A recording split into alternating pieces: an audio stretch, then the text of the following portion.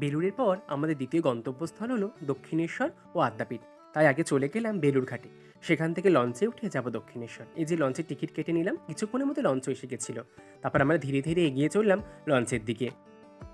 লঞ্চে এতটাই ভিড় ছিল যে লঞ্চে উঠে আর সিট পাইনি, কিন্তু যাই হোক বাবা মা সিট পেয়েছিল। তারপর কিছুক্ষণের মধ্যে আমাদের লঞ্চ ছেড়ে দিল। দেখতেই পাচ্ছ তো লঞ্চে কতটা ভিড়, একটা সিটও কিন্তু ফাঁকা ছিল না। যাই হোক, আমাদের লঞ্চ এগিয়ে চলল বেলুড় ছেড়ে দক্ষিণেশ্বরের উদ্দেশ্যে। ওই যে দূরে দেখা যাচ্ছে বালি ব্রিজ, ওটা পেরোলেই দক্ষিণেশ্বর। এই যে দক্ষিণেশ্বরের মন্দির। কিছুক্ষণের মধ্যে আমরা নেমেও পড়লাম লঞ্চ থেকে। তারপর মা ভবতারিণী ফেরিঘাটের রাস্তা ধরে এগিয়ে চললাম মন্দিরের দিকে। কিন্তু তখনও তো 3:30 বাজেনি। তাই ভাবলাম দক্ষিণেশ্বরে না গিয়ে আগে আমরা আদ্যাপীঠে যাই। এই যে রাস্তার ধারে যে সকল দোকানপাটগুলো থাকে, সেই দোকানপাটেরই একটা ঝলক তোমরা দেখতে পাচ্ছ ভিডিওর মধ্যে। তারপর আমরা হাঁটা পথে চললাম আদ্যাপীঠের উদ্দেশ্যে।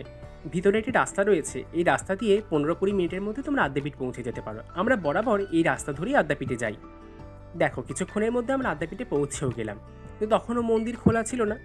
তাই ভাবলাম যে এখানে একটু অপেক্ষা করে নিই। এই যুগল মন্দিরের সামনে বসে আমরা তিনজনে অপেক্ষা করছিলাম কখন 3:30 বাজবে মায়ের পুজো দেব। দেখতে দেখতে 3:30 বেজে গেল। সকল মন্দির খুলে গিয়েছিল। তাই ভাবলাম আগে যুগল মন্দির দর্শন করে তারপর আদ্যা মায়ের দর্শনে যাব। এই যে যুগল মন্দিরে প্রতিষ্ঠিত যুগল, অর্থাৎ রাধা এবং গোবিন্দজি। এছাড়াও এই মন্দিরে রয়েছেন আদ্যাপীঠ মন্দিরের প্রতিষ্ঠাতা শ্রী শ্রী অন্নদা ঠাকুর এবং তার সহধর্মিণী শ্রী শ্রী মণিকুন্তলা দেবী। এই যে আদ্যাপীঠ মন্দির যত দেখতে পাচ্ছ, তখন যেহেতু সবেমাত্র খুলেছে তাই ফাঁকা ছিল। ইনি হলেন আদ্যাপীঠের ভৈরব শ্রী মহাকাল। তারপর আমরা পুজো ডালা কিনে মায়ের পুজো দিতে গেলাম। এই যে মায়ের পূজা হচ্ছে।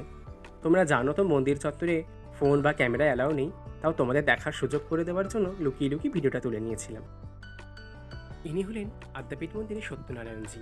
এই যে আদ্যা মায়ের মূল মন্দিরের চূড়া তোমরা দেখতে পাচ্ছ, তোমরা জানো এই মন্দিরে সকলের তো প্রবেশ নিষেধ। কেবলমাত্র সন্ধ্যা আরতির সময় মায়ের দর্শন করা যায়, তাও সেটা নাট মন্দির থেকে। কিন্তু আমাদের হাতে অত সময় ছিল না, কারণ আদ্যাপীঠে পুজো দিয়ে আমাদের আবার দক্ষিণেশ্বরে পুজো দেওয়ার ছিল। তাই আমরা ছোট মন্দিরে পুজো দিয়ে বেরিয়ে পড়েছিলাম দক্ষিণেশ্বরের উদ্দেশ্যে। তোমরা জানোই যে প্রত্যেক শক্তি মন্দিরে শিবের অবস্থান, তাই আদ্যাপীঠও তার ব্যতিক্রম নয়। আদ্যাপীঠেও রয়েছে দ্বাদশ শিব মন্দির। এছাড়াও রয়েছে শ্রী শ্রী দুর্গা দেবীর মন্দির, জগন্নাথ দেব, বলভদ্রদেব এবং সুভদ্রা দেবীর মন্দির, এবং রয়েছে শ্রী শ্রী উগ্রতারা দেবীর মন্দির। দর্শন করে আমরা বেরিয়ে পড়লাম দক্ষিণেশ্বরের উদ্দেশ্যে। তখন যেহেতু বিকেল হয়ে গেছিল, তাই মনে হলো একটু চা খেয়ে নিলে ভালো হয়। তাই আমরা একটু চায়ে গলা ভিজিয়ে আমরা আবার এগিয়ে চললাম দক্ষিণেশ্বরের দিকে। ভিডিওটা যদি ভালো লেগে থাকে তাহলে একটু লাইক আর কমেন্ট করে দিও, এবং এর লাস্ট পার্ট অর্থাৎ দক্ষিণেশ্বর নিয়ে যে ভিডিওটা আসবে সেটা দেখতেই হলে আমার চ্যানেলটাকে সাবস্ক্রাইব করে দিও, কারণ তোমাদের সাপোর্টে আমার খুব প্রয়োজন। ফেসবুক থেকে দেখলে শান্তনুদের আমি ফেসবুক পেজ